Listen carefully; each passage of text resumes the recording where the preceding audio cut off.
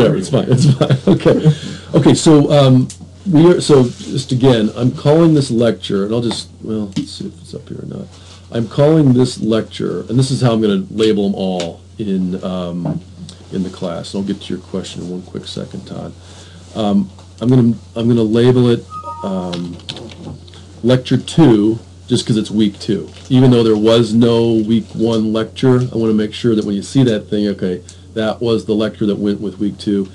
Typically, we'll have 3 separate parts of the lecture. So we just got done with Lecture 2, Part 1. And I called that one Catching Up. The one we're doing right now, I'm just calling Week 1, because we're still catching up with Week 1. And then when I finish this one in about 20 minutes, I'll call the next one Week 2, and then we'll be all caught up, and we'll be rocking and rolling in 243.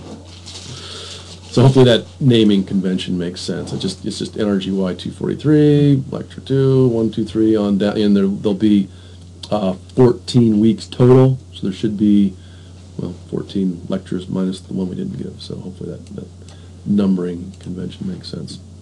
And then Todd, you just wanted me to hop back into this. Yeah, this for me is just the home economics of electricity. So you go right back to this equation that we covered really every single day in NRGY 101 and 102. Energy is power times time, and I just kind of know, back pocket that a house is running at about a kilowatt. Thinking back even a little bit more to 101, that's basically 10 human powers, if you remember doing those problems. So if you wanted to get off the grid and just hire people to run your house, you'd have to have 10 of them on their bikes, feeding them, whatever, or maybe 3 horses on 8-hour shifts to run your house. That's that's about what a kilowatt is. What about goats? We have some of those too. Maybe 5 goats. 5 goats would do it, right? Yeah. So again, I just said, here's the energy on your house per month is the power of the house. I got that at 1 kilowatt. The time in 1 month is 30 days times 24 hours. Let me just put a little box around that guy. And then where we went from that, 30 days per month, 20 hours per day, 30 times 24 is 720. And what you'll notice is kilowatts is power, hours obviously is time, the days canceled. And what I didn't do here is say 720 kilowatts per month, right? So I'm doing for you in lecture what Northwestern Energy did not do for us on the bill. I'm including the units. And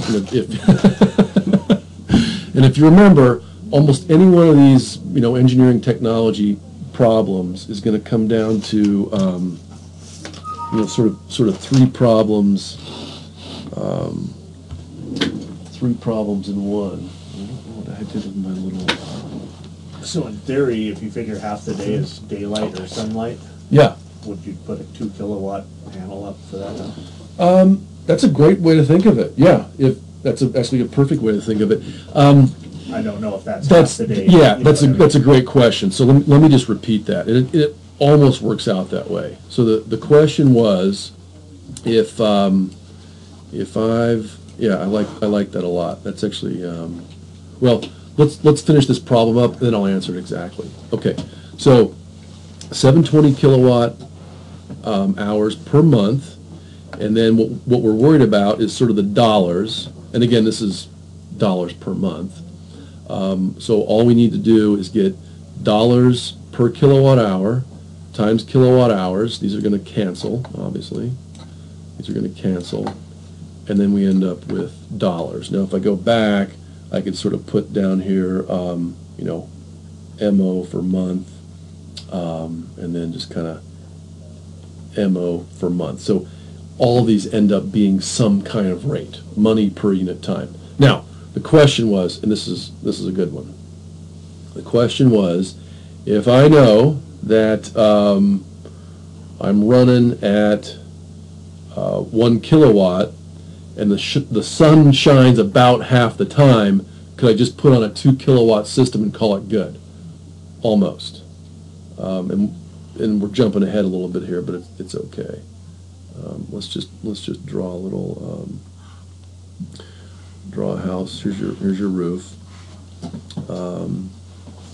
Here's your PV system.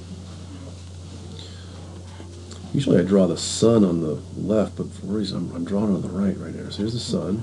That system's not going to work to be in shade on. I know, what's it doing? And again, we're jumping ahead just a little bit, but we know that the solar constant is about 1,000 watts per square meter, right? We've seen that before in 102.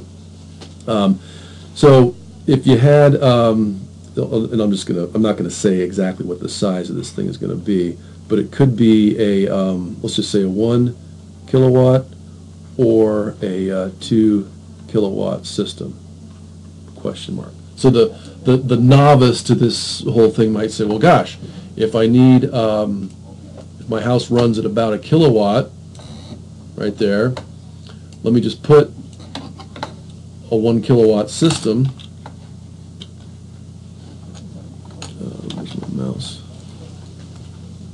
Let me just put a 1 kilowatt system up there and call it good. Well, as we know, the sun does not shine 24 hours a day.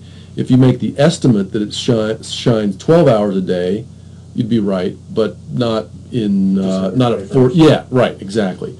As it turns out, and this is just Missoula. I'm looking out right now. It's cloudy. There's not a whole lot of sunshine coming out. As it turns out, unfortunately, in Missoula, we are only at an average of about 4.4 hours per day. 24/7. Yeah, at full capacity. That's just about where we land. There'll be days where you get 16. There'll be days where you get none. But on average, 4.4. So with that in mind, and we take that 1 kilowatt, you say, hey, I want to do the whole thing off grid. All we have to do instead of dividing, the initial math would have had us doing 24 divided by 12 equals 2 times your 1 kilowatt. That's where you would get your 2 kilowatts. Right. In our case, though, what we're going to do is, exactly, 24 divided by 4.4 equals 5, and then we'll do that times, 1,000, right, for a kilowatt equals. So you might say, okay, now I need a 5.5 kilowatt array to be full net metered. That's one way to do it. Now, another way to do it would be to use less energy in the first place, and that's kind of where the NCAT guys go. Is like, can you? And that's so we'll do a load analysis on the house to say, what's the fridge using, what's the washing machine using, what are the lights using, et cetera, et cetera. And usually you can find out there's 1 or 2 energy hogs out there, and that's why I do encourage you to get a kilowatt meter for your own home to just do some measurements. It could be that there's a bunch of lints sitting on the back of the fridge, and the heat transfer is not happening as efficiently as it could be. Could be that the washing machine is all squeaky and needs to be lubricated. Could be that you got some weird incandescent bulb that's been on in the basement forever and you didn't know it. So the first thing to do is a site assessment, and we'll do that as well. Okay, so is that good kind of answer? Yeah. So this is just kind of back of the envelope math to get us going on the system. Absolutely, yeah. And this it's the same thing. And really from here, if you go into this field, it's going to be incumbent on you to then explain this to the homeowner. Start with the electricity bill, tell them what a kilowatt is, tell them what a kilowatt hour, and then just kind of go from there. So, okay. Super. All right, so that's the syllabus. Let's just see if there's anything else on the syllabus we need to cover. You are going to have to you're going to be required to register for the NABCEP exam. We'll get to that. The book is in the bookstore. I just saw it there. Do get your digital multimeter. Do get your kilowatt meter. Do not get the bottom one. Yeah, this, like I said, optional. Because what we'll do, what we'll be doing, we will measure the open circuit voltage on a panel. And we've got our own trailer out back. We could just hook up the multimeter. And that's the open circuit just means what's the voltage if there's no load on it. And then the short circuit current is how much current flows through that thing, also if there's no load. So again, getting back, you well know from 105 that power is just voltage times current. Those are really the only two variables that you're going to need to figure out power. There are some fancier things, and we have them. It's just maximum power point tracking, or MPPT, and that's trying to get the most out of the voltage and the current. Every one of these systems. This is where it gets kind of fun. Every one of these PV panels is going to have a different characteristic. So if you have voltage over here, VOC, and you have current over here, current short circuit, typically you're going to get some curve that looks like this. Your challenge as the PV guru expert is to maximize the amount of power. Any system can only operate at a given voltage or a given current at a given time, right? So if I'm way up here with a lot of current and not much voltage, I'll just call this P1. The area under that curve is the power. I don't know if you remember all the way back to 101 and 102, but any system power is going to equal, and this is something just to keep you've probably heard it before, but just good philosophy to keep in mind. Power is always going to be some across variable times some through variable. In this case, the voltage is the across variable. It's the potential that you're sensing across two electrodes, right? So in this case, this is just your voltage, and in this case, it's your current. The current is flowing through the system. So if you're operating here, I'll just call that P1. You might be operating over here. In that case, let me see if I can get a different color going here. In this case, let me draw another little power curve. This guy right here, we're just going to call P2, because you're operating at a high current and a low voltage. Now you look at those two triangles, like, okay, so that one, you know, the black one's kind of small, the red one might be a little bit bigger. What if we operate out here at sort of a lower voltage, a lower voltage than P1, a lower current than P2, but now look what's happened. Look what happens. The rectangle becomes a lot bigger. So right out here, we're going to call this P3.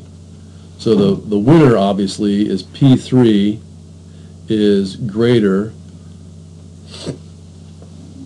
I need to get, you guys ever watch, I know you have, Todd, ever watch the Khan Academy? Yeah. Somehow that guy can just switch pens so quickly. I got to figure that out. Well, he is, but I've also noticed if he makes a mistake, he'll just acknowledge it right away. So, okay, yeah. And he doesn't try to edit it out. It's like, and that's one thing I really appreciate about that guy. He's like, okay, we're all in this together. We're trying to figure it out. Let's just learn it, make a mistake, move on. Richard Feynman was the same way. He's like, okay, nobody's perfect. We got our funny little brains inside their heads, and we're all working together. So the point here is P3 is greater than P2 is greater than P1, and the reason is that rectangle is just larger. Now, this curve that I've drawn is going to be unique to every single different type of PV technology. Your single crystal, your polycrystal, your amorphous, what have you. It's just going to be different based on the physics inside the thing. It's also going to be different based on manufacturing defects. Not every single panel coming off the line is going to be identical. So the MPPT is always measuring voltage and measuring current to maximize power, to get as much juice out of each one of the panels as it can. That's the MMPT. So there's a, and this is something that, if you get into ET, EC 113, or if you go on and take some of Steve Shen's classes, you'll get into the design. Or Steve Stiff's classes. How would I design an MMPT? And you're always sort of measuring these things and really just trying to maximize that power curve. Okay. Assignments, quizzes, exams, class project.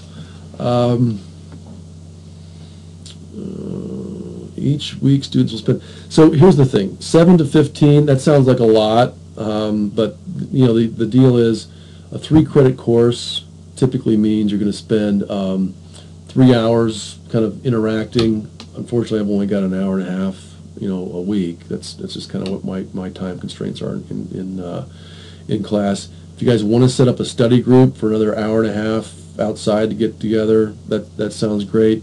Tim Chester is also here to sit down with you face to face. He's here Tuesdays, Wednesdays, Thursdays. But the other 6 hours, are kind of on your own, reading through what's in the website.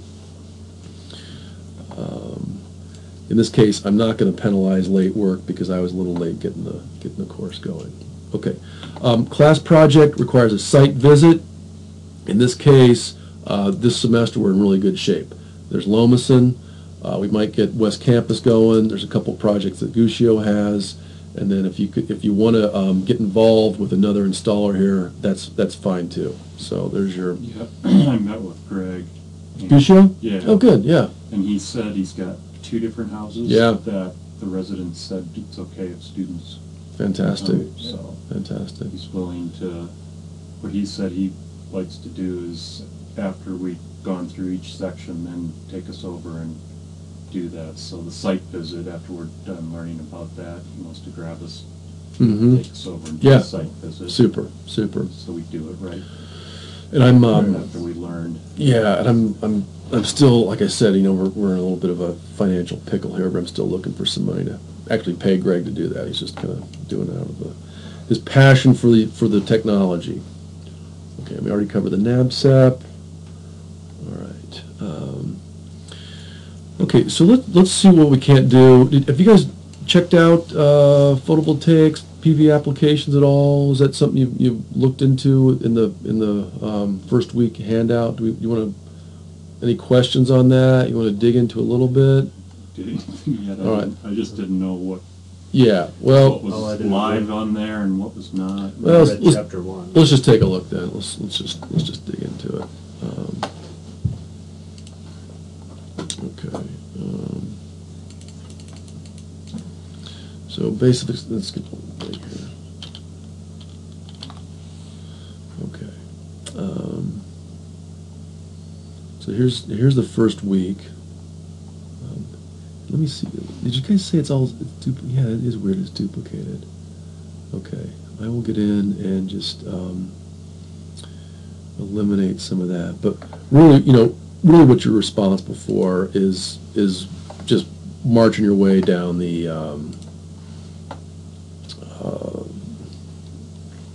down through the shell. Kinds of electricity. You've been through DC. You've been through AC. They talk a little bit about static charges. What I just went through there in across and through variables. Here's another way to think of it in terms of a hydro system. The across variable is just sort of the pressure or the head, and the through variable is the flow. And again, the more the head and the higher the flow, the more power. So this is your voltage, that's your current, like we just talked about. There's the volt. Read through the stuff so you remember that watts divided by volts. To get amps? Yeah. Yeah.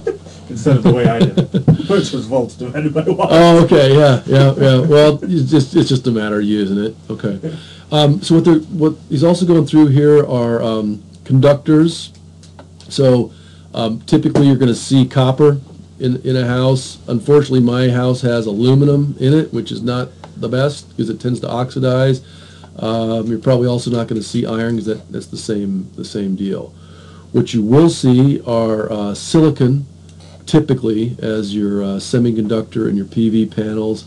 They don't mention phosphorus or boron, but those are typically the two atoms that are doped into panels in order to make them conductive. The silicon atom looks a lot like the carbon atom, except it's just larger, more or less. And what's going on in the PV panel is you'll either have phosphorus or carbon. And let me just dig into those really quick. That's actually critical. Oops.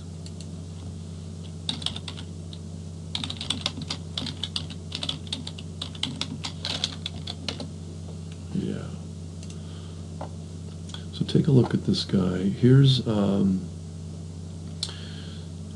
right under carbon. Like I said, silicon looks a lot like it. If we take a look at its valence shells, let's do that really quick. Oops, sorry.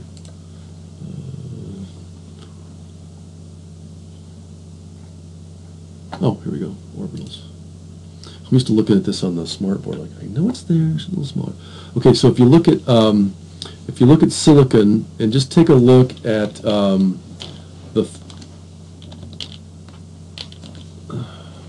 didn't get much bigger. The 3p shell, and I don't know if you can see that or not, but right here, the 3p for silicon is going to have two up electrons, and silicon, like carbon, will form a crystal lattice. Now, if we dope that with either boron, which is right here. Hey, what's going on, Sean? Solar is here. Yeah. Yeah, squeeze on in. We're going to go for about another half hour. We're just finishing up. Week one, Sean. Good to see you. And I'm glad to see everyone here. I promise we'll have a proper classroom for next week. No worries. No worries. It's okay. It's all right. Yeah. Yeah. So what I'm showing you here is that boron, with just the single electron in the one up, will more or less take one of the electrons from silicon, whereas phosphorus, and we'll get into this more, phosphorus sort of has an extra electron to give to silicon. So it's the boron or the phosphorus that actually makes the silicon in the panel sort of unstable, if you will. So when the photon comes in, if we get back into the little DC guy here. So when the photon comes in, and really what's happening here, a photon comes in and hits this atom. Kind of weird. You can't see it, but photons are real, so are electrons. When a photon hits this atom, it takes one of these electrons and more or less bumps it up into a higher energy level. It's still there. Didn't leave the material, but it's now active and can now flow. So it's the electron that's sort of kicking these electrons up because either phosphorus or boron is in place to maybe one way to think about it. If you've just got a bunch of because of course these electrons are always moving, but if you just got cars flowing in traffic, you can think of that electron coming in and sort of squirting a car out, and now that car can be used somewhere else. That's not the best analogy, but anyway, think about the electrons always moving inside the semiconductor, and there's either an extra car or a car missing that allows the electricity to flow. So do they wear out? That is a really good question. I love that. The electrons can't wear out. The photons can't wear out. The components themselves can wear out, and the way they wear out is by overheating. So as soon as these systems overheat, what then happens is an oxygen can come in and bind. So once the thing gets too hot, and we'll hopefully see that over the course of the semester, is that and that's one actually good advantage. You know, we talked about only the 4.4 hours of sunlight in Missoula. One advantage to being in a colder climate is these things tend to operate much better when it's cold. So we've even seen that here a couple practicums ago. We put some fans on to cool them, and we were able to, believe it or not, it was weird, with just 2 watts of cooling, we got 4 more watts of electricity. So just by cooling the system, we were actually able to improve it. So no, the photons, the electrons themselves cannot wear out there. Electrons are going into your batteries. Yep. Where are all these the electrons are coming from the photons then? Yeah, that's another great question. Are the electrons coming from the photons? No, the electrons are just being bumped out of their shells by the photons. So doesn't that if they keep going into the batteries, doesn't this go away? It doesn't. No, the electron will go. Some of them will go into the battery, but more will come out. So if we look at it, you guys are good, man. Making me keeping me awake here today. No, I'm the only one saying stupid no, stuff. no, it's not. No, this is no. good. Seriously, no, this is perfect. No, this is exactly what. Yep. So let's just draw our battery. Oh, and that 4.4 hours, is that just an average for the year, or is it change? It's the average for the year. Okay. Yep, it's the average for the year.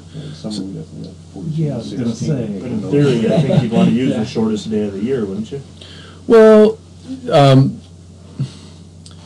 you might if you're like, hey, I'm only solar, and the shortest day of the year you can't necessarily predict either. I mean, you could have a week of clouds, Right. which is essentially 7 shortest days in a row. Right. But no, it's a great question. So what you're going to have, here's your PV, and here's your your load over here. So and this is going to be pretty rough. But let's just draw it like this. Each one of these guys. Your PV. There are obviously more components to this, but just in general, how does the energy flow? So here comes your photon. I'll typically draw that as a little phi, and if you remember back to NRGY 102. What the hell's a feed? Yeah. Well, a phi, if you go on your keyboard and type in an F, and then do a symbol. I just use F because photon is spelled with a PH, and so is phi. That's kind of how I remember it. So it's the Greek F is all it is. So what happens? I mean, all those this PV panel is full of mainly silicon. It's got some phosphorus. It's also got some boron. That's what allows the photon to come in. And again, the electron itself is going to be sort of kicked up to a higher level once that electron comes in. It's got to go somewhere. Where's it going to go? Well, it's going to head down into the battery. If the load is at a lower voltage, meaning you turn it on, it's just hungry for electrons, and your battery is charged, if it's sitting there at 12 volts, first law, second law of thermodynamics, it's going to flow where it's needed. It's going to flow downstream into the load. It's all connected, and then ultimately that electron will head right back to the panel. So the electrons themselves cannot leave the system. They are bound in the copper, the aluminum, the silicon, like you said. It's just a matter of where's the energy coming from. Well, it's coming from the sun. The battery is ready to accept it. So you've got charge controllers sitting in here, your MPPT, just sort of managing the electrons, if you will. There's a lot of circuitry in there to sort of help those guys get pushed. Diodes, for example, so you do not want electrons flowing back into your solar panel from your battery. So if your battery is at a higher voltage than your panel, you don't want it flowing that direction. So your diode is your voltage. Then you've got switches between the battery and the load, but ultimately it'll flow back, but it's going to flow back at a lower energy stage, ready to get kicked back up by the next photon that comes along. So in theory, under perfect conditions, a PV panel never wears out. That's right. Yeah. Yeah. But it does, just like anything, think of a house foundation. You've poured Right. concrete before. It gets hot, it gets cold, water Right. gets in there, and anytime that happens, you're going to get mechanical stresses that can break it. But yeah, in theory, the matter in there is immortal. We're not worried about silicon atoms decaying or electrons decaying or whatever. There's really the only thing that kills it is just heat and cold and time. Okay, so that's Is Phi used for magnetic flux as well? sometimes, yeah, you might see phi for flux, and there's only 26 Latin symbols and 20 Greek ones, but yeah, I got to share them. You guys have covered Ohm's law. I'm not going to go over that. We already talked a little bit about open circuits, a little bit about closed circuits. Not going to beat that to death either. We already did. Same thing for 105. I already mentioned I tend to think of things in powers of 10. I encourage you to do so. Kilo, this is about where we are, kilowatts. Yeah, so most of this is... Oh, and I also talked about the Solar Pathfinder. We'll get to break that out and have some fun with it, too. Super. Okay, I'm going to call that good for week 1.